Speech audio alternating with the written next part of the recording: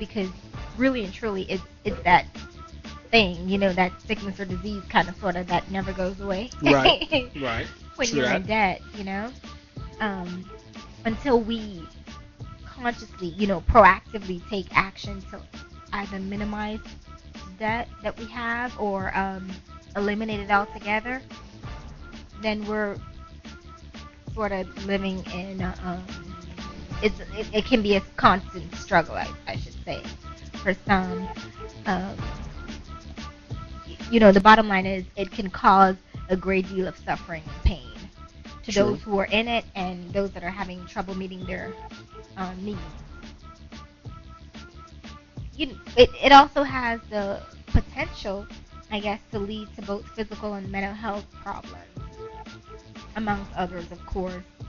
And the purpose of this show this evening is to address debt and possibly financial debt, and possibly provide some sort of insight on how we can, as a society, as a family, as a group, address it and hopefully minimize it or eliminate it altogether. And hopefully the information that you learned this evening, you'll probably share it with someone else. So we can begin by examining some of the negative effects of debt, financial debt, that is. Yeah. The first I would like for us to review is eviction. I mean, the lack of finances, and we know this. We see it in the society that we live in. The lack of finances or an insufficient amount of income can eventually lead to a person facing eviction from their From their homes. Yeah. I agree with that. Yeah, and well, not only eviction, but you also have foreclosures as well. For the homeowners. Same thing. Insufficient amount of funds or a lack thereof can eventually lead to a homeowner the inability to pay their mortgage, which could eventually lead to their homes being foreclosed. Research suggests, though, that this is actually one of the most common problems faced. That individuals who have bad debt, this is one of the most common things that they face, foreclosures, and which is sad to me, because can you imagine, working and paying for a home for how many years, 15, 20 years, and because of some some issues such as maybe a job loss or changes in the salary or whatever, you're faced with foreclosure. Right. That's horrific. That is sad. It's unimaginable. But I mean, people are facing it daily. In addition to foreclosure, there's also bankruptcy.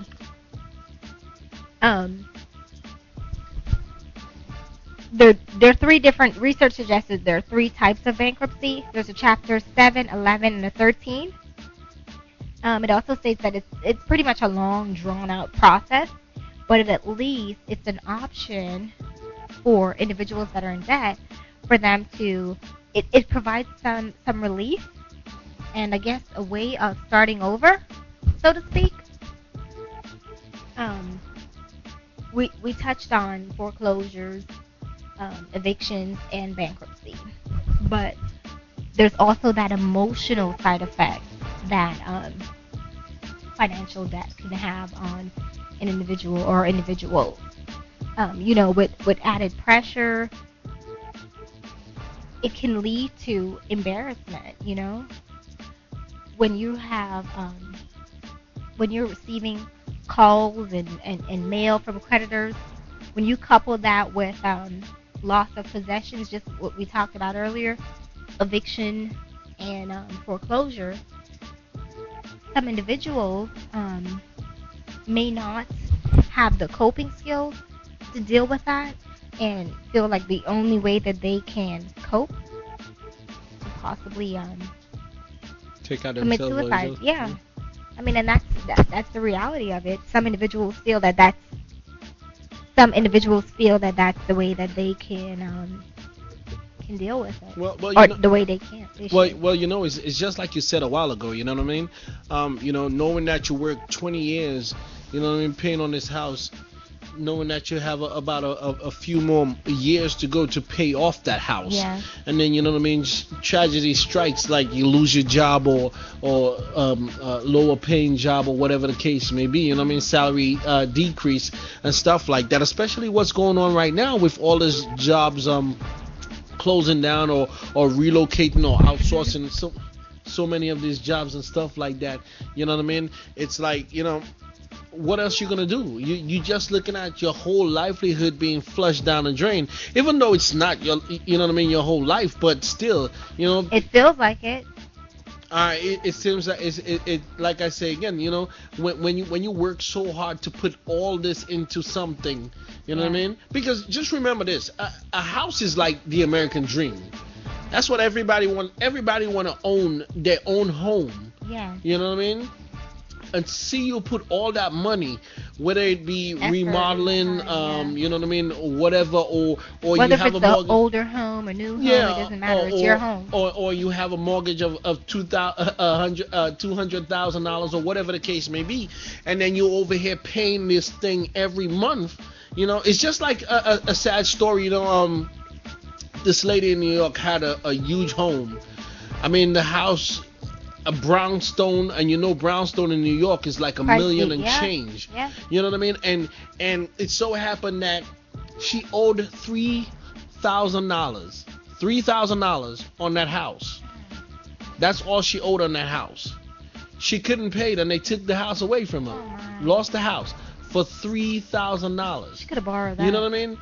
When you see something like that happens, that's crazy. Mm-hmm. And you wonder what's going on, why people can't work with you, why the banks are not willing to, and the banks right now, it's kind of crazy because if they take the house from you, you foreclose on your home and whatnot, they're trying to get rid of it. Yeah, they're trying to get that house sold. So normally what they would do is get into a short sale, which they will sell the house lower than what it actually costs. Because if they have that house sitting there, that's them paying taxes on that house every year for every year that house sits there. So you look at for instance, the one home that this guy lost, and it was a $500,000 home, and they end up selling it for a couple of $1,000s,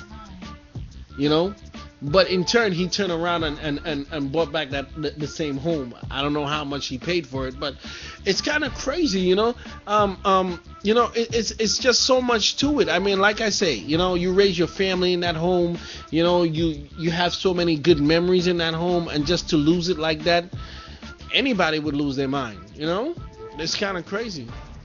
But what we're gonna do, again, the society we live in, the economical world we live in right now, I mean, everybody's shot right now. I mean, you have China is calling out because they shot.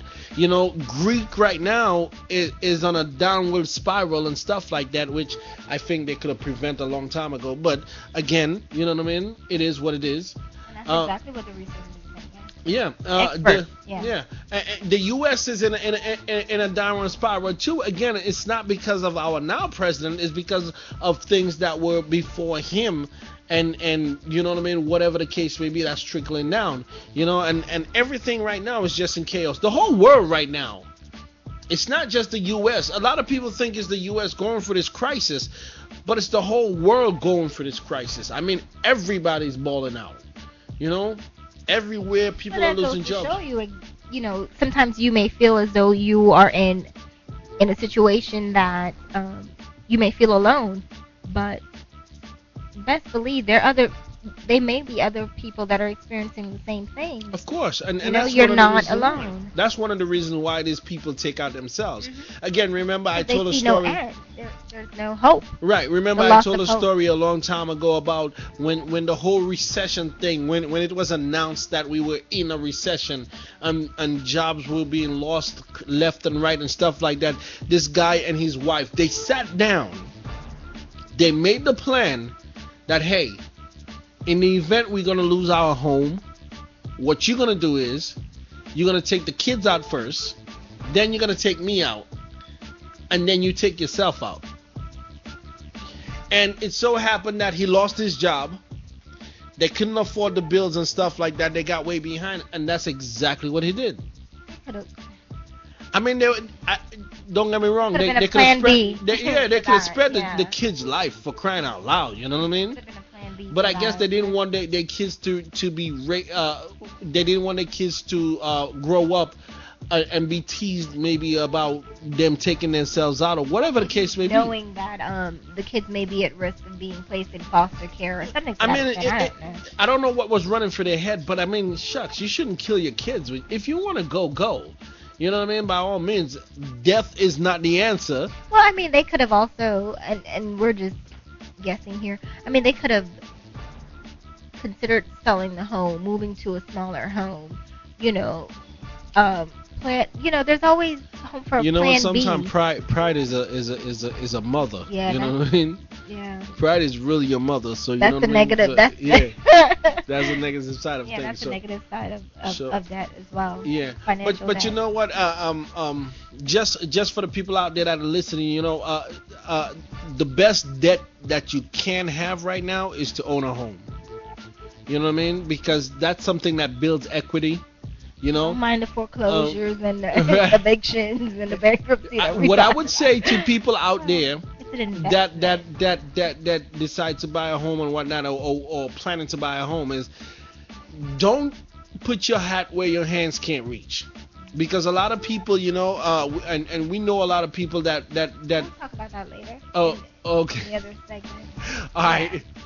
All right, ladies and gentlemen, let me get back into some music again. Mel said that we're going to cut it short and we're going to get into the rest of it in the other segment. So I got to do what my boss tell me. Oh, wow. You're the boss. That's how it is, right? That is not how it is. Okay. That's not. No. This is the boss lady. Don't believe the hype, y'all. Whatever.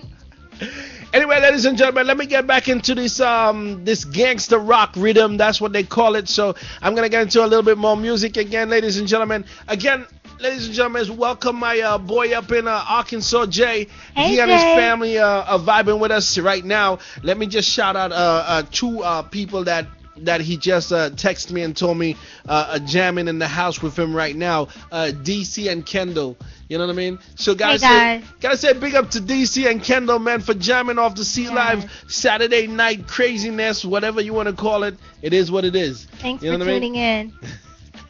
For real. Let me get back to this gangster rock beat. Ladies and gentlemen, I'm gonna drop a few tunes in there. Of course, like I said, I'm gonna get into some soca, get into some old school rap, some old school reggae. I'm gonna even dibble and dabble in some house and some dubstep. You know what I mean? May as well do a little bit of dubstep. Yeah, I'll get into that. C Live Radio. There you go. That's where he's at.